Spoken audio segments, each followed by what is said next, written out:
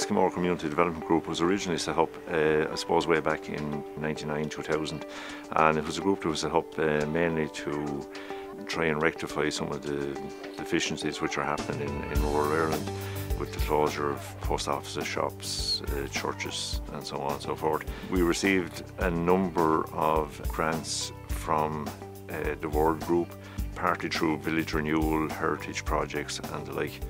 So the development group kept going right through to about 2008-2009, and at that stage we affiliated to an organisation called Muintir na Tíre. When Askamore Community Development Group changed over into Askamore Muintir na Tíre Community Council, part of our brief really was to look at what we could develop within the community, and with a new community group and a committee of 17 people, there were a lot of new ideas coming on stream.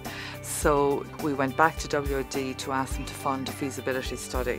A consultant was appointed and worked with the various subgroups that were set up to look at the garden being one, heritage, local branding, the walks, anything really to do with Askamore. The grants we received from Word were mainly brought about through a lot of assistance from Word development officers such as Alina Dempsey.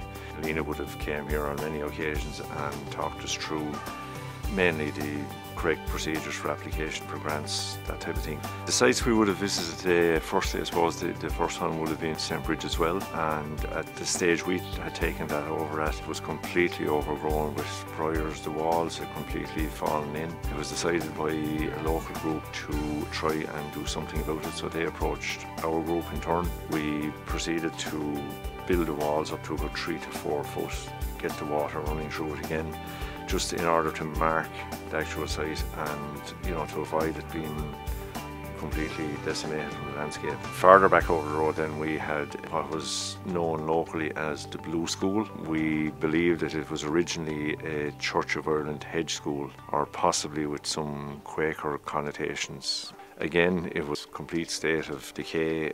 The walls had completely fallen in, overgrown completely with briars. So the group took that on as a project, again with the assistance of Word. We built that back up to a 3-4 foot wall base and put a stone in, just actually saying what it is. The next site we visited what is part of the Fáilte and Askamore Loop Walks, and it's a feature in North Wexford that there is a lot of herringbone stone walls or ditches in the area. So we decided when we were awarded a 2 scheme, again by WLD, that one of the things we would do would be get those people to work on actually cleaning away all the scrub from the ditches and revealing the herringbone stone walls. The garden is the next project that we're beginning to work on. There's a parish field behind the church which we've leased. The field is going to be turned into a community park with WLD funding. We've just received, that's our next project. And in that park there's going to be a perimeter walkway around the park, children's playground, a labyrinth, meditative part of the garden and an outdoor gym. So it should appeal to every age group within the community. The next main project that we undertook was to refurbish a part of the community centre here. Originally it was a second squash court. It fell into a state of disrepair.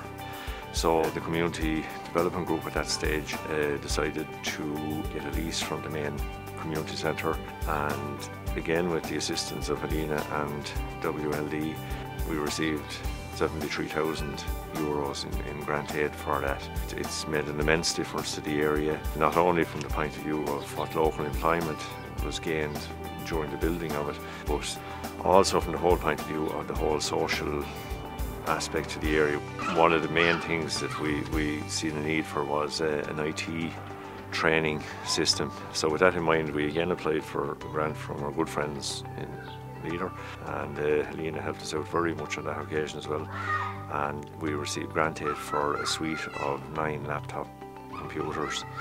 And at the moment, in the autumn and the spring, we had a total number of somewhere between 35 and 40 people who took part in IT training lessons. So again, that has been very much a benefit to the area, and we hope that will continue on into the future.